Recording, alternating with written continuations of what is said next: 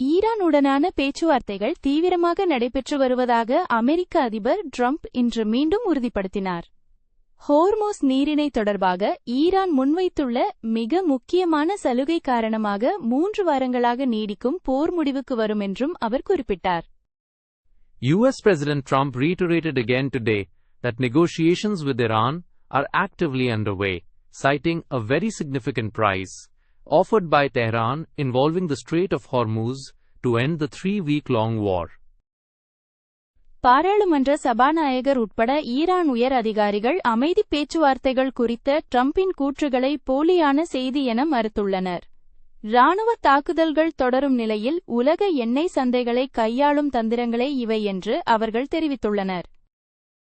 Senior Iranian officials, including the parliamentary speaker, dismissed Trump's claims of peace talks as fake news, suggesting they are mere tactics to manipulate global oil markets while military strikes continue.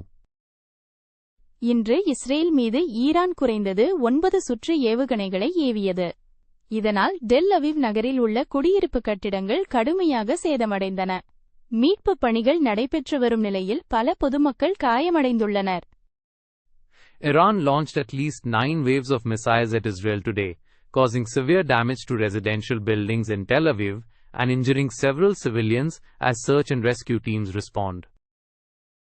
அமெரிக்க பாதுகாப்புத்துறை Pentagon 82வது வான்வழி பிரிவைச் சேர்ந்த சுமார் 3000 சிறப்பு படைகளை மேற்கு ஆசியாவிற்கு அனுப்ப தயாராகி வருகிறது. நிர்வாகத்தின் ராஜதந்திர முயற்சிகள் அறிவிக்கப்பட்டிருந்தாலும் இது ஒரு பெரிய ராணுவ நடவடிக்கையை குறிக்கிறது. U.S. The Pentagon is preparing to deploy roughly 3,000 elite troops from the 82nd Airborne Division to the West Asia, signaling a major military build-up despite the administration's stated diplomatic efforts. வர்த்தக கப்பல்கள் மீதான தாக்குதல்களும் சர்வதேச நீர்வழிகளில் ஏற்படும் இடையூறுகளும் ஏற்க இயலாதவை என்று இந்திய பிரதமர் அறிவித்துள்ளார். பொதுமக்கள் மற்றும் முக்கிய எரிசக்தி உள்கட்டமைப்புகளுக்கு எதிரான தாக்குதல்களை இந்தியா திட்டவட்டமாக எதிர்ப்பதாக அவர் வலியுறுத்தினார். The Indian Prime Minister declared that attacks on commercial ships and disruptions in international waterways are unacceptable, emphasizing that India has categorically opposed attacks on civilians and critical energy infrastructure. வரவிருக்கும் விதைப்பு பருவத்திற்கு தேவையான உரங்களின் தடையற்ற விநியோகம் தொடர்பாக விவசாயிகளின் மீது எந்த நெருக்கடியின் சுமையையும் விழாமல் இருப்பதை உறுதி செய்வதே அரசின் தொடர்ச்சியான முயற்சி என்று இந்திய பிரதமர் மீண்டும் வலியுறுத்தினார்.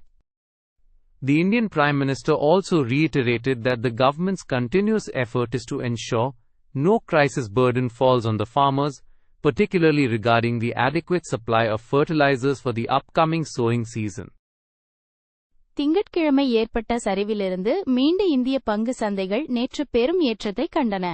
பிஎஸ்இ சென்செக்ஸ் 1372 புள்ளிகள் 1.89 விழுக்காடு உயர்ந்து 74068 நிறைவடைந்தது.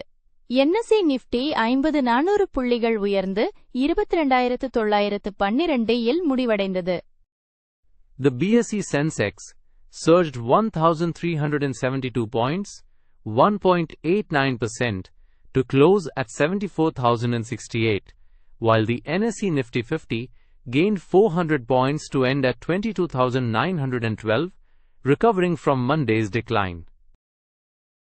ஈரான் போர் விரைவில் முடிவுக்கு வரும் என்ற ஆரம்பகட்ட நம்பிக்கைகள் மறைந்ததால் அமெரிக்க பங்குச் சந்தைகள் இன்று சரிவை சந்தித்தன. நாஸ்டாக் குறியீடு 0.8 விழுக்காடு வீழ்ச்சியுடன் அதிக இழப்பை சந்தித்தது. U.S. stock indexes fell Tuesday as initial hopes for a swift resolution to the Iran war faded. The Nasdaq led losses, dropping 0.8%. 2026 ஆண்டு தமிழக சட்டமன்ற தேர்தலுக்கான தொகுதி பங்கீட்டை திமுக தலைமையிலான கூட்டணி இறுதி செய்துள்ளது. திமுக 168 தொகுதிகளிலும் அதன் கூட்டணி கட்சிகளான காங்கிரஸ் 28, டிஎம்டிகே 10, விசிக 8 தொகுதிகளிலும் போட்டியிடும். The DMK-led alliance finalized seat sharing for the 2026 Tamil Nadu elections.